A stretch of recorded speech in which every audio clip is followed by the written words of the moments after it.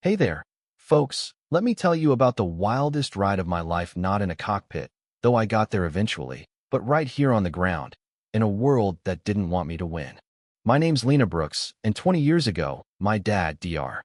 Samuel Brooks, a genius aerospace engineer, died in a crash everybody called an accident, everybody except me. I walked into Apex Aeronautics in dusty work boots, carrying his old tool bag, just looking for a mechanic gig, but I ended up tearing down an empire built on his stolen dreams. It all started in this shiny glass tower in Tucson, Arizona. Apex, the kind of place where suits and egos outnumber wrenches.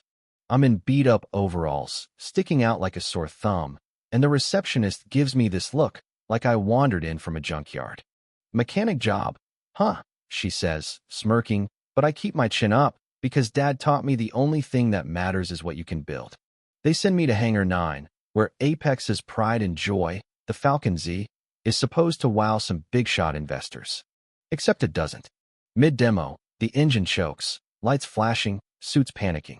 The CEO, Victor Kane, this slick guy with a smile sharper than a blade, tries to laugh it off, but his eyes are screaming.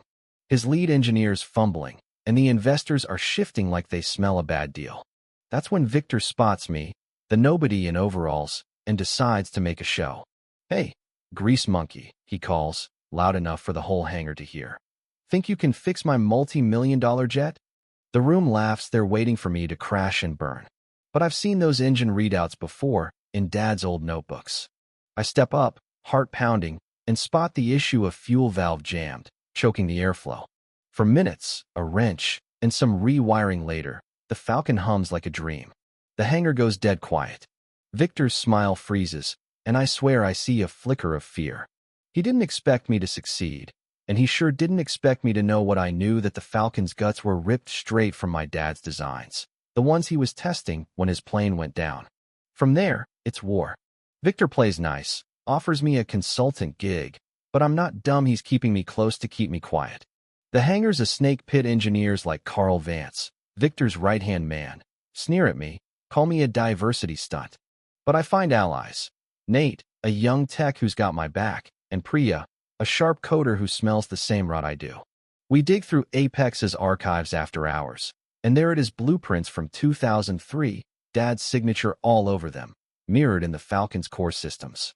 Someone stole his work, stripped out the safety features, and passed it off as their own. And Victor? He was there, a cocky intern at Dad's last test flight, pushing to cut corners for a big show. Things get ugly fast. Someone tampers with my workstation, trying to pin a system failure on me. Victor corners me in the parking lot one rainy night, his fancy Audi idling. "You're digging up graves, Lena," he says, voice low. "Just like your dad." He didn't know when to stop either.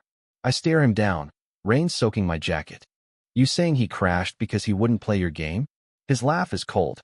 "Accidents happen when people don't know their place." That's when I know he's not just hiding theft, he's hiding blood. I'm suspended, branded a troublemaker, but Nate and Priya don't quit. We build a small-scale version of Dad's original engine in a dusty workshop, proving it's safer, better. Then the jackpot, a hidden drive in the Falcon, with Dad's voice, crackling through static. "They're burying my work if I die. It's no accident." My heart stops. He knew they'd kill him. We leak it all to a journalist, and the story blows up.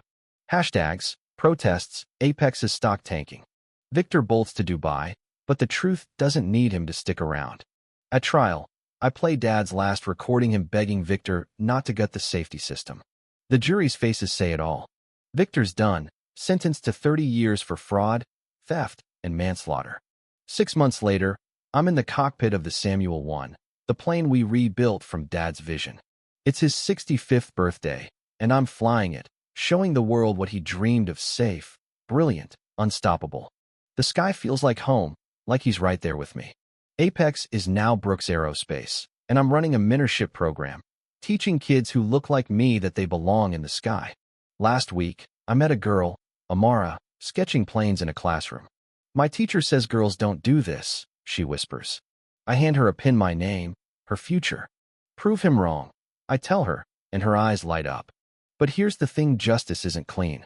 It took 20 years, and part of me wonders if I lost too much chasing it. Was it worth it?